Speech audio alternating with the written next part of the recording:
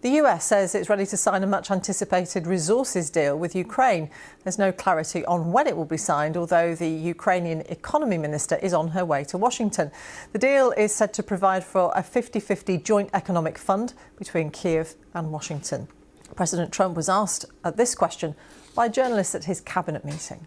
That the Ukraine minerals deal is about to be signed in the next 24 hours or so. There's some reports saying that, and if it's true, has the deal changed at all from the last time we heard about it? Well, I'll ask Scott to answer the question because he's responsible for it. Yeah, our side is ready to sign. Ukrainians decided last night to make some last-minute changes. We're sure that they will reconsider that, and we are ready to sign this afternoon if they are. Can you talk about those last-minute changes? What was removed or put in its place? Nothing's been removed. It's the same agreement that we agreed to on the weekend. No changes on our.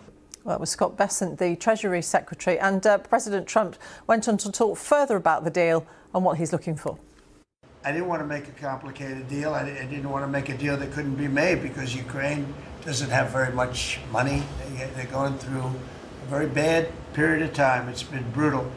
But I felt very foolish being a judge, so I said, well, we want something for our efforts beyond what you would think would be acceptable. And we said rare earth. They have very good rare earth. As you know, we're looking for rare earth all the time. Rare earth is called rare for a reason. And they have a lot. And we made a deal where our money is secure, where we can start digging and doing what we have to do. It's also good for them because you'll have an American presence at the site, Chris.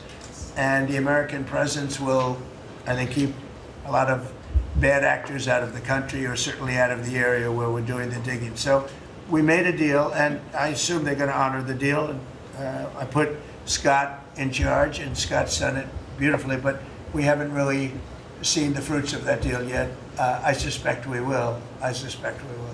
Well, speaking on Ukrainian national television earlier, Denis Shmyhal said the agreement would benefit both parties. We are finalising details with our US colleagues. It is a real strategic deal on creating a partnership investment fund. It is a good, equal international deal about joint investments into the development and restoration of Ukraine. As soon as all the details are finalised, in the nearest future, I hope within 24 hours, the deal will be signed. Now, let's speak to Duncan Wood, who's president of Hearst International Consulting and an expert on critical minerals and energy geopolitics. Duncan, thank you very much for joining us. Why is the United States so keen on striking a deal like this? Thanks, Martina. I mean, I think that this is, it's a surprise to some people, but obviously it's been in the works for a while. I think the United States is very, very keen on this for a number of reasons. President Trump has promised, of course, that he would end the conflict in Ukraine rapidly. That hasn't happened. He's also promised that he'll get the Ukrainians to pay for a lot of the costs of the United States' support to Ukraine over the years. And so that partially delivers on this.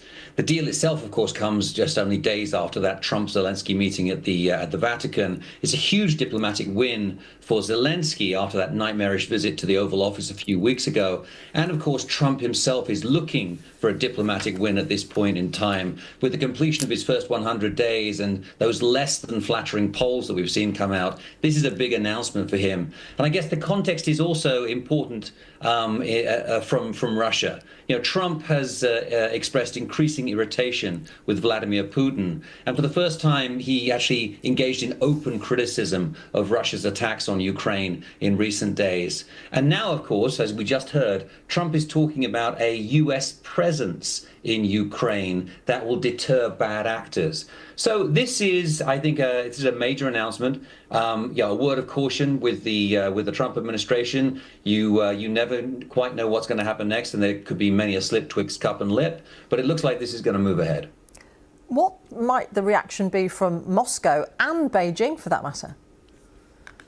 Well, I think there are two different reactions there. From Moscow, it's going to be, very much a sense of deep disappointment that the United States is getting closer to Zelensky and the Ukrainian people. It really is, begin to build on the relationship that was there under Biden, which we thought was disappearing.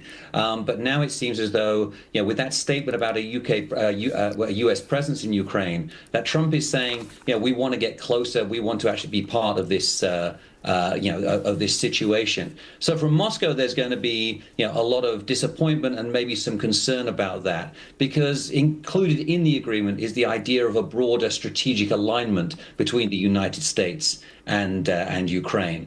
I think from China, it's a different reaction.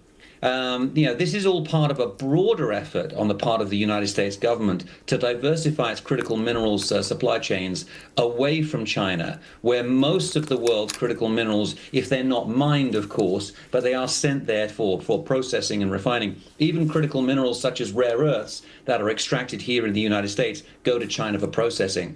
And so that's part of the deal which isn't actually discussed. Where are these critical minerals going to be processed? So the Chinese will be concerned about this, but for the time being, they maintain a near monopoly on the processing and refining of critical minerals. So at the moment, anything that comes out of Ukraine is likely to head to China for processing and refining, maintaining that Chinese stranglehold on the supply chain. Duncan Wood from Hearst International Consulting. Thank you. Thanks.